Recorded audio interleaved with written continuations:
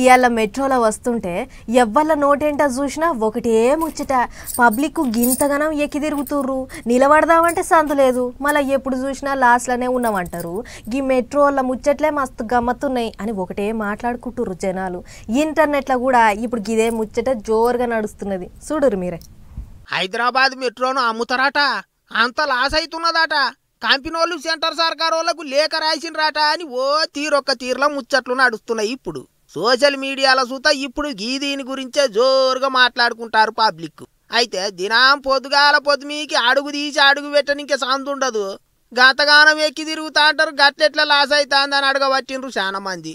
ఇంటర్నెట్లో ఎక్కువ గివే కామెంట్లు కనిపిస్తున్నాయి.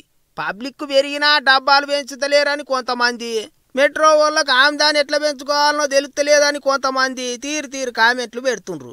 ఇంగింతమంది అయితే పిరి బస్సు లెక్క పిరి మెట్రో పెట్టుండ్రి అని అడుగుతుండ్రు. ఏటికంటే పిరి బస్సు పెట్టినాకనే ఆర్టీసీకి లాభాలు వచ్చినాయి అంటుండ్రు సర్కారు వాళ్ళు.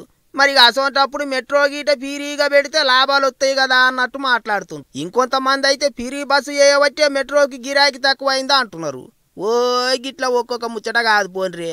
హైదరాబాద్ మెట్రో మీద ఇప్పుడు సోషల్ మీడియాలో పంచాది గట్టిగానే నడుస్తుంది. ఇక లాస్ ఎందుకు అవుతుందని అంటే పాత అప్పులున్నాయని, పొద్దుగాల పొద్దుమీకంగా తప్పితే మిగిలిన టైంలో రైళ్లు ఖాళీగా తిరుగుతున్నాయని గిట్లా చాలా మంది కామెంట్లు రాస్తుండ్రు.